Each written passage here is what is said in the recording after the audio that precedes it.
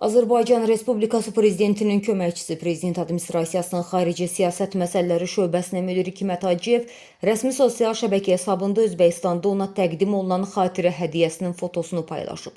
Prezident İlham Əliyevin Daşkənddə reallaşan dövlət səfərində nümayəndə heyətinin tərkibində iştirak edən Hacıyev bu paylaşımı ilə iki ölkə arasındakı mədəni diplomatik bağların səmimiyyətini bir daha diqqətə çatdırıb. Paylaşım və hədiyyə barədə əsas məqamlar nədir?